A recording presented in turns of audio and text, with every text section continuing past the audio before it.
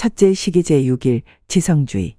사람들은 대개 교양 있는 사람으로 대접받기를 좋아하고 또 소위 학문이라는 이름으로 하느님께서 계시하신 것들을 웃음거리로 만들려는 어리석음을 범한다. 그러나 교만한 자는 결코 하느님의 뜻을 이룰 수 없으며 겸손되이 주님을 믿고 의탁하는 사람만이 진리를 따라 살아갈 수 있다. 그리스도의 제자는 겸손되이 믿는 마음으로 하느님의 여러 가지 신비에 자신을 내어놓는다. 성부와 성자와 성 영의 이름으로 아멘. 오소서 성령님, 주님의 빛 그 빛살을 하늘에서 내리소서. 가난한 이 아버지 오소서. 은총주님 오소서. 마음의 빛 가장 좋은 위로자 영혼의 기쁜 손님 저희 생기 돋우소서. 일할 때의 휴식을, 무더위의 시원함을, 슬플 때의 위로를, 영원하신 행복의 빛 저희 마음 깊은 곳을 가득하게 채우소서.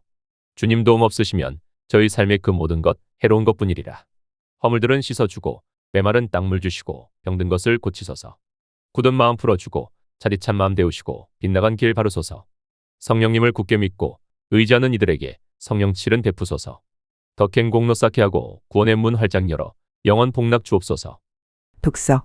아래 내용을 천천히 소리내어 읽거나 정독하면서 마음에 와닿는 부분에서는 그 말씀이 자신에게 어떤 의미를 주고 있는지를 잠잠히 생각해 본다. 마테오 복음 11, 25-30. 그때 예수님께서 이렇게 말씀하셨다. 아버지, 하늘과 땅의 주님, 지혜롭다는 자들과 슬기롭다는 자들에게는 이것을 감추시고 철부지들에게는 드러내 보이시니 아버지께 감사드립니다. 그렇습니다, 아버지. 아버지의 선하신 뜻이 이렇게 이루어졌습니다.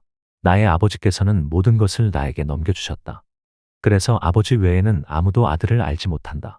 또 아들 외에는 그리고 그가 아버지를 드러내 보여 주려는 사람 외에는 아무도 아버지를 알지 못한다. 고생하며 무거운 짐을 진 너희는 모두 나에게 오너라. 내가 너희에게 안식을 주겠다. 나는 마음이 온유하고 겸손하니 내 멍에를 메고 나에게 배워라. 그러면 너희가 안식을 얻을 것이다. 정녕 내 멍에는 편하고 내 짐은 가볍다. 코린토 1서 126-31. 형제 여러분, 여러분이 부르심을 받았을 때를 생각해 보십시오. 속된 기준으로 보아 지혜로운 이가 많지 않았고 유력한 이도 많지 않았으며 가문이 좋은 사람도 많지 않았습니다. 그런데 하느님께서는 지혜로운 자들을 부끄럽게 하시려고 이 세상의 어리석은 것을 선택하셨습니다. 그리고 하느님께서는 강한 것을 부끄럽게 하시려고 이 세상의 약한 것을 선택하셨습니다. 하느님께서는 있는 것을 무력하게 만드시려고 이 세상의 비천한 것과 천대받는 것 곧 없는 것을 선택하셨습니다. 그리하여 어떠한 인간도 하느님 앞에서 자랑하지 못하게 하셨습니다. 그러나 하느님께서는 여러분을 그리스도 예수님 안에 살게 해주셨습니다. 그리스도께서는 우리에게 하느님에게서 오는 지혜가 되시고 의로움과 거룩함과 속량이 되셨습니다. 그래서 성경에도 자랑하려는 자는 주님 안에서 자랑하라 고 기록되어 있습니다. 이 참된 신심 72-77항. 사람들 사이에서 우리를 다른 사람에게 속하게 하는 데 있어 노예 신분보다 더한 것이 없듯이 그리스도인으로서는 우리를 완전히 봉헌하여 예수 그리스도와 그분의 어머니이신 마리아께 속하는 것 이외에는 아무것도 없다. 이에 대한 모범으로 예수 그리스도께서는 우리를 사랑하신 나머지 스스로 종의 신분을 취하셨으며 필립 2:7 참조 동정 마리아도 자신을 주님의 종 루가 138 참조 또는 주님의 것이라고 말씀하셨다. 그리고 사도 바오로는 자신을 예수 그리스도의 종이라고 부르는 것을 영광으로 생각하였다. 로마 1:1, 갈라 1:10, 필립 1:1 참조. 또 성서 안에서 그리스도인들은 자주 그리스도의 종이라고 불린다. 서비스 종이라는 의미의 라틴어라는 이 단어는 어떤 학자가 지적한 것처럼 원래 오늘날과 같은 뜻의 고용인 또는 하인이란 개념이 없고 다만 노예라는 뜻으로만 사용되었다. 그래서 그 주인들은 노예가 아니면 노예에서 해방된 자유인에 의해서 섬김을 받았다. 트리엔트 공의회에서도 우리가 예수 그리스도의 소유라는 것을 전제하여 우리를 예수 그리스도의 노예 맨스피아 크리스티라고 칭했다. 그러므로 나는 이렇게 말한다. 즉 우리는 고용된 하인으로서가 아니라 사랑의 완전한 헌신에서 예수 그리스도께 속해야 하고 그분을 섬기지 않으면 안 된다고. 우리는 위대한 사랑으로 우리 자신을 그분께 바치고 그분의 것이 되는 영광만을 위해서 그분을 섬기는 데에 무조건 헌신해야 한다.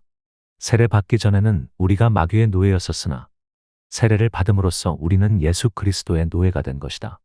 그리스도인들은 예수 그리스도의 노예가 아니면 마귀의 노예가 되어야 한다. 내가 예수 그리스도에 관해서 지금까지 절대적으로 말해온 것을 성모 마리아에 대해서는 상대적으로 말할 수 있다.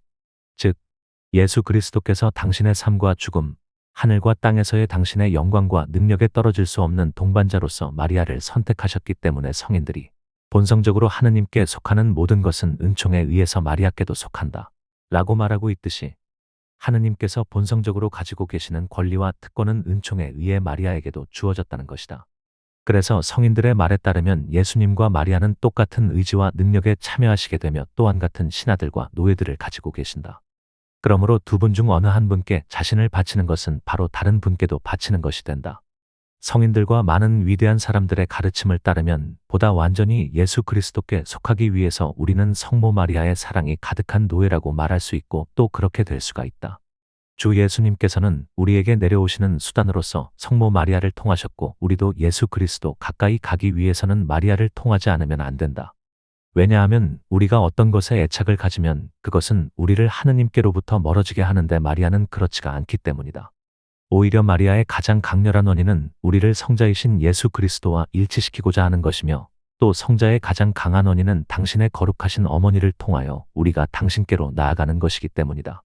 이는 마치 여왕의 종이 됨으로써 보다 더 훌륭한 왕의 종이 되어 왕께 기쁨과 영예를 드리는 것과 같다. 그렇기 때문에 교부들과 그들을 이은 성 보나벤투라는 성모 마리아는 주님께 나아가는 길이라는 의미로 이렇게 말하였다. 그리스도께로 가는 길은 성모님께 가까이 가는 것이다. 더 나아가서 성 안셀모, 성 베르나르도, 성 베르나르디노와 성 보나벤투라는 동정 마리아를 포함한 모든 것이 하느님의 권하에 있도다. 라고 말한다. 내가 이미 말한 바와 같이 마리아는 하늘과 땅의 모후이며 주인이심으로 지상의 피조물들만큼 많은 수의 신하와 노예들이 있지 않겠는가? 그리고 이 많은 노예들 가운데에는 사랑과 자유의지로 마리아를 자신의 주인으로 선택하는 사람들도 많이 있지 않겠는가? 사람들이나 악마에게도 자발적인 노예가 있다면 어찌 마리아에게는 그 같은 노예들이 없겠는가? 세상의 왕들은 왕후가 생사의 권한을 행사할 수 있는 자기 소유의 노예를 가지는 것을 영광으로 생각했다. 왜냐하면 그의 아내인 왕후의 권한이 바로 왕들 자신의 영예와 권력이었기 때문이었다.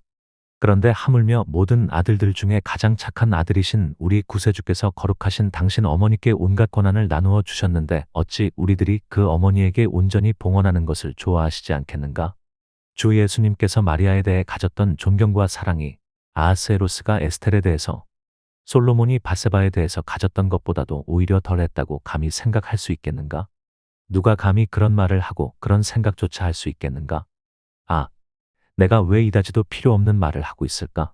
왜 내가 이다지도 명백한 사실을 새삼스럽게 증명하려고 하는가? 만일 누가 자기 자신을 성모님의 노예라고 말하고 싶지 않다면 그래도 좋다. 그가 예수 그리스도께 자신을 오로지 바치고 예수 그리스도의 노예라고 생각해도 좋다.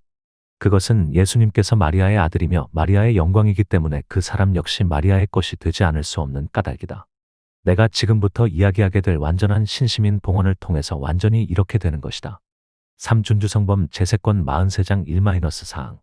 주의 말씀, 아들아, 너는 사람이 하는 말이 아름답고 현철하다고 이끌리지 말라.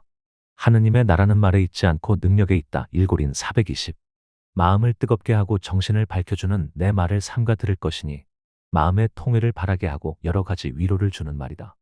남보다 박학하고 지혜롭다는 말을 들을 마음으로 아무 글도 읽지 말라. 너는 악습을 고치는데 힘써라. 이 일은 어려운 많은 문제를 해득함보다 내게 더 유익한 까닭이다.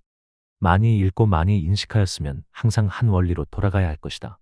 사람에게 지식을 가르치는 자는 나이며 사람한테서 배워 알 수 있는 이상으로 명석한 이해력을 어린이들에게 준다. 내가 가르쳐 주는 사람은 오래지 아니하여 지혜로울 것이며 영신적 진보가 많으리라. 사람에게 헛된 것을 많이 물으면서 나를 섬기는 길엔 별로 관심치 않는 사람에게는 과연 화 있으리라. 모든 선생의 선생이요 천사들의 주인 그리스도가 나타날 때가 있을 터이니 그때에는 모든 사람들이 강을 받으러 즉 각 사람의 양심을 살피러 올 것이다. 그때가 되면 나는 불을 켜들고 예루살렘을 뒤지리니 스바 112. 모든 암흑의 감추인 것이 드러날 것이며 혀는 변론을 그치고 잠잠하리라. 나는 겸손한 자의 정신을 잠세해서 들어올려 학업을 10년간 학교에서 연구한 것보다도 더 많은 영원한 진리의 이치를 삽시간에 통달케 하리라. 나는 음성의 요란한 진동이 없이 여러 의견의 복잡함도 없이 허영의 외식도 없이 논쟁도 없이 가르친다.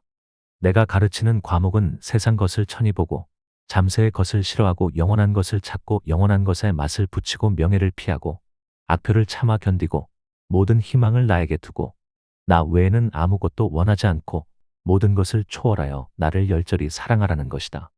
어떤 사람은 나를 친근히 사랑하는 데서 천상적 사정을 배워 기묘한 말을 하였다. 세밀한 연구에서보다도 모든 것을 버리는 데서 진보하였다. 그러나 나는 어떤 사람에게는 보통 것을 말하여 주고 어떤 사람에게는 특별한 것을 말하여 주며 어떤 사람에게는 많은 신광 중에 오묘한 도리를 계시해 준다. 책은 모든 사람에게 다 같은 말을 하지만 그렇다고 다 같이 감화시키는 것은 아니니 그 까닭은 내가 사람의 마음 속에서 진리를 가르치는 스승이요 마음을 살피고 생각을 통달하고 행위를 장려하며 나의 공정한 판단을 따라 각 사람에게 은혜를 내려주는 자이기 때문이다. 묵상.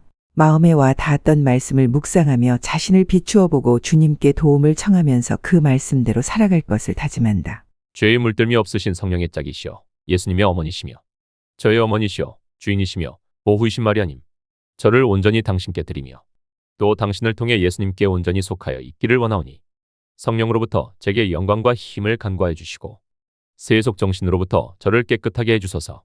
오소서 성령님, 저의 마음을 당신으로 채워주시고 제 안에서 세속적인 정신을 없애주소서. 아멘. 생활 실천. 묵상 중에 느낀 내적인 움직임이나 깨달은 점을 노트에 기록하고 그 내용에 따라 생활에서 실천하도록 한다. 묵주기도 영광의 신비를 바치면서 현명하고 똑똑한 사람으로 인정받기보다 소외되고 가난한 자들과 겸손되어 버탈 수 있는 은총을 청한다.